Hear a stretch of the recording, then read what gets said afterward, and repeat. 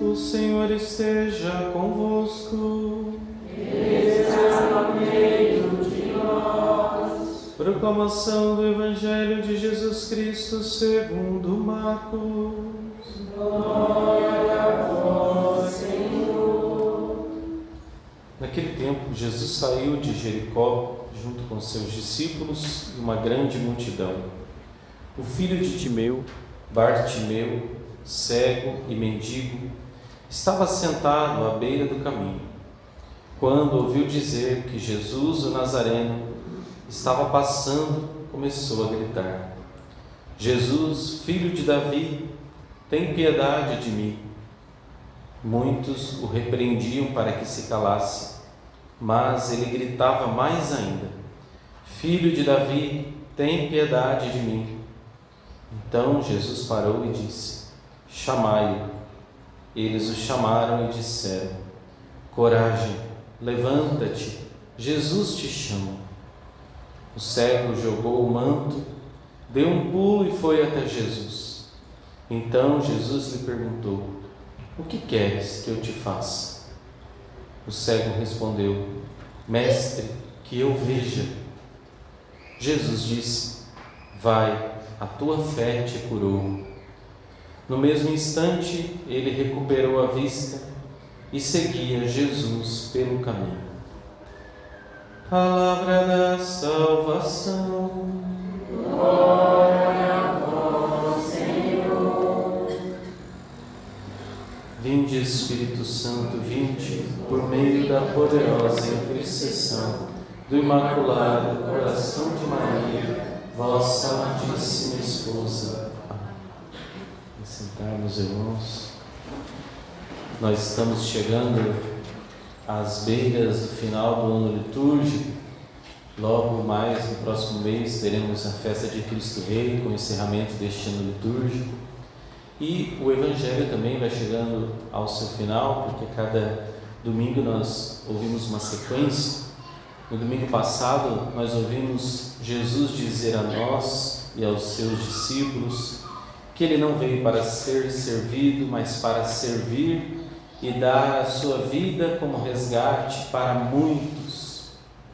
Para muitos, porque nem todos querem a salvação.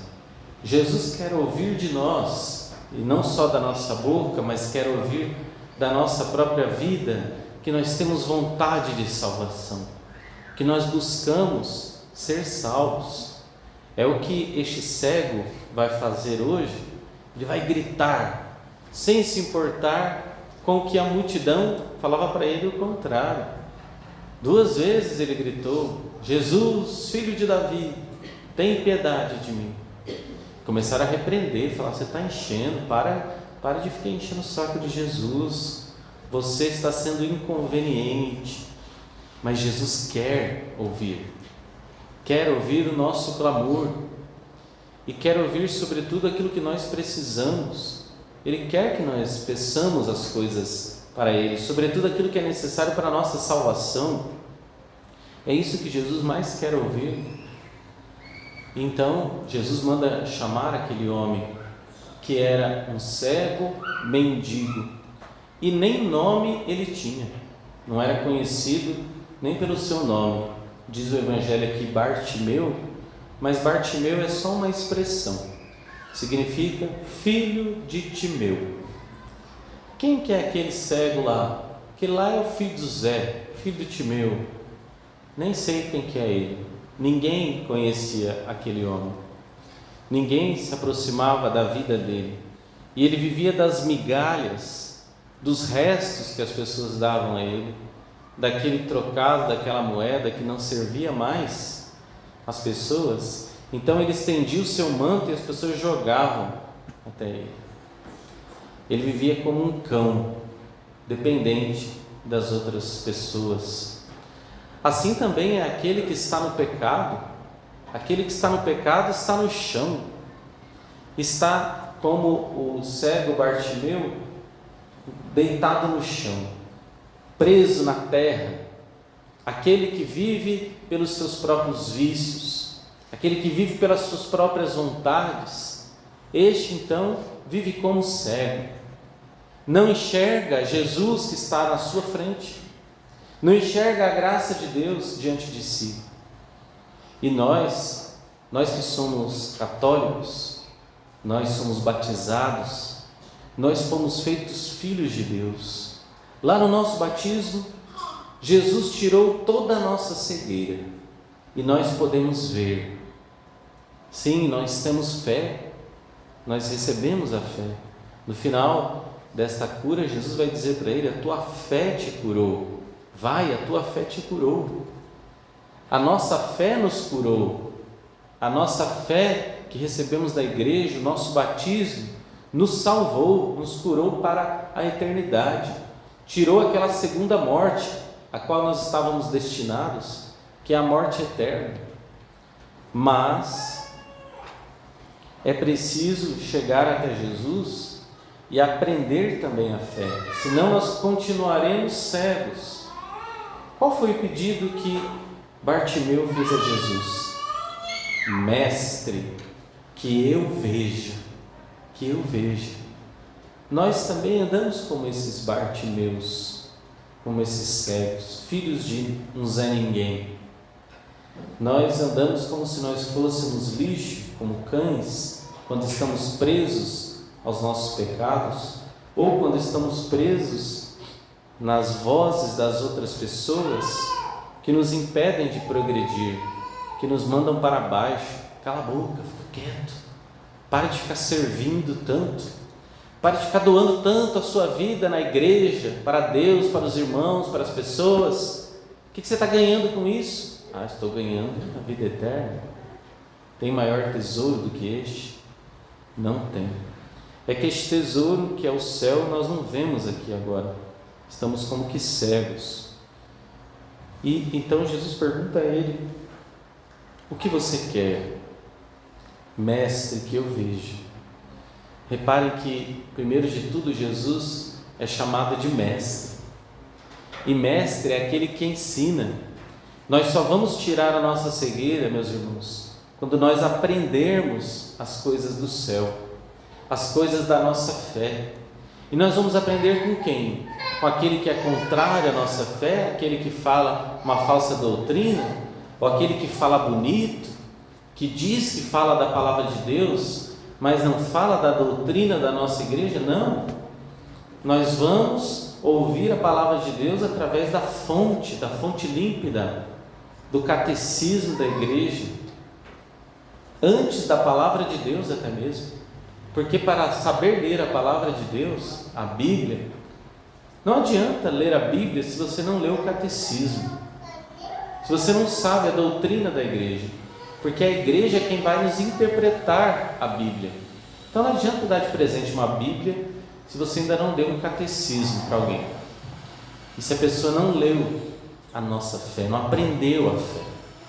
É preciso aprender a beleza e a riqueza da fé para poder saber interpretá-la como a igreja interpreta, não como os protestantes ou como outras religiões que têm sim algo de bondade, mas não são a verdade, que é o próprio Jesus. Então nós precisamos ouvir esse chamado de Jesus. Chamai-o, diz ele. E olha, quando Jesus coloca a sua voz, aqueles que estavam repreendendo o homem, os mesmos vão lá e falam uma palavra de ânimo para ele: coragem, levanta-te, Jesus te chama. Que palavra bonita! Nós poderíamos falar isso para as pessoas desanimadas. Esta é uma oração, não é? As pessoas que estão depressivas, que nós possamos ouvir. Aliás, quem está depressivo pode ser que tenha uma origem também espiritual. Então poderia a pessoa mesmo ouvir esta palavra que veio destes servos que antes repreendiam, mas agora, chamados por Jesus, eles dizem esta palavra de cura: coragem, levanta-te, Jesus te chama. Se nós ouvimos o chamado de Jesus, então não teremos medo de nos levantar, de sair da vidinha de pecado, a vidinha de ficar lá escutando a conversa dos outros, as negatividades, ficar escutando a vida alheia, mas ter coragem de mudar. Foi isso que o Bartimeu fez, ele deu um pulo. Pense num cego, deu um pulo. Para onde será que ele foi com esse pulo? Nem sabia. O que é certo é que quando ele cai no chão, instantaneamente, no mesmo instante, ele recuperou a vista e seguia Jesus pelo caminho. Vejam, mas não foi essa a ordem que Jesus deu para ele. Quando Jesus o curou, ele disse: vai, a tua fé te curou. Jesus não disse para ele: permaneça, fique, me siga, siga-me. Não, Jesus disse: vai. Esse vai é o mesmo ide que nós recebemos no final da missa. Ide em paz, que o Senhor vos acompanhe. A tua fé te curou. Agora anuncia, seja um missionário. Estamos no final do mês missionário, mas não é somente no mês de outubro que nós somos missionários. Este mês é só para nos lembrar que nós recebemos em cada missa esse envio. Ide, ide, evangelizai, anunciai, ide, batizai. Jesus disse ide, e o homem fez o quê? Ficou e seguia Jesus pelo caminho. Quer dizer que ele foi desobediente? Nem tanto. É que na verdade ele percebeu que para que ele vá em missão, ele precisa seguir Jesus.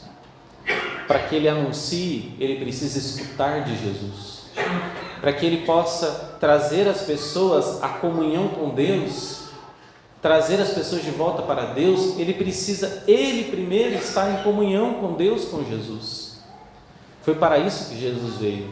Ele é o nosso sumo sacerdote. Temos um sacerdote eminente, disse a carta aos Hebreus no domingo passado. Hoje, a carta aos Hebreus vai nos dizer, no capítulo 5, todo sumo sacerdote é tirado do meio dos homens e é instituído em favor dos homens nas coisas que se referem a Deus, para oferecer dons e sacrifícios pelos pecados. Este é todo o sumo sacerdote de todas as religiões. Jesus, então, é este sumo sacerdote que é tirado do meio dos homens. Ele é aquele que é homem como nós, tirado do meio de nós, instituído em favor de nós, mas nas coisas que se referem a Deus. Sabe ter compaixão dos que estão na ignorância e no erro. Ele vem ao encontro daqueles que estão no erro, no pecado, na morte, na vida baixa, na vida meramente terrena, humana, e oferece sacrifícios tanto pelos pecados do povo quanto pelos seus próprios. Opa, aqui tem uma grande diferença de Jesus, porque ele não tem pecados próprios. Ele é igual a nós em tudo, menos no pecado. Mas o Senhor Jesus escolheu assumir a nossa condição de pecadores. Ele assume nossa condição e na cruz ele oferece esse sacrifício dele mesmo, em nosso lugar. Ali, na cruz, ele leva todo o pecado da humanidade, um jugo suave e leve. Ele não atribuiu a si mesmo esta honra de ser sumo sacerdote, mas foi aquele que lhe disse: tu és o meu filho, eu hoje te gerei. Porque Jesus não é um mero sumo sacerdote humano. Jesus é o sumo sacerdote divino e humano, que oferece o sacrifício da sua própria vida por todos nós. Que nós saibamos também então seguir esse Senhor misericordioso e levar os nossos irmãos sempre à comunhão com Ele, para que todos possam ver, aprender de Jesus a sua doutrina. Louvado seja o Santíssimo Sacramento. Assim seja louvado.